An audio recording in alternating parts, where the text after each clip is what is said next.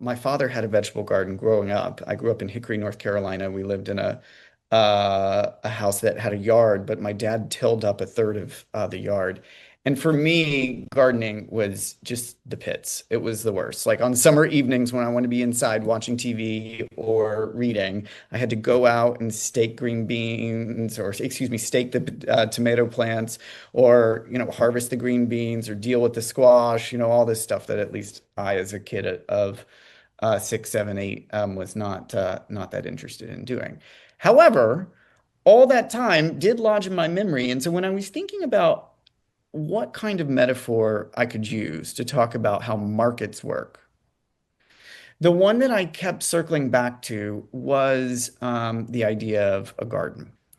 And it was for a few different reasons. The first is, gardens are places of the natural world where there are organic forces that seem to be propelled by their own logic. So, the lifeblood of the system is the organic, the outdoors, and things grow.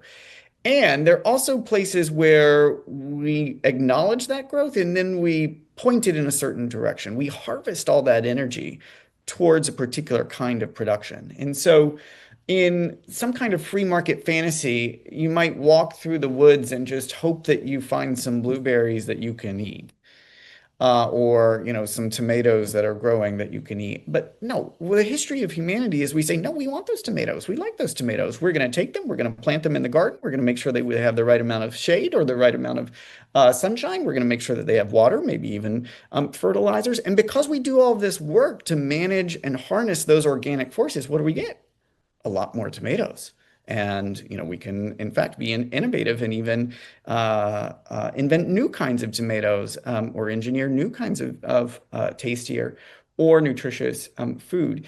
And that metaphor of sort of organic forces that may seem uncontrollable, but then are harnessed towards human ends, things that can produce abundance, can produce more food than our ancestors could have ever dreamed of. That metaphor, I think, sticks with markets because markets, too, there are these cross-historical trends in markets, property law, stable currencies, exploitation of labor. There are these trends, some of which are good, some of which are very much not.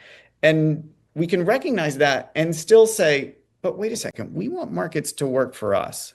Capitalism is something that we can shape and harness so that it works for people. People should not be working for capitalism. And so that metaphor made it into the introduction of the book, and it stuck with me.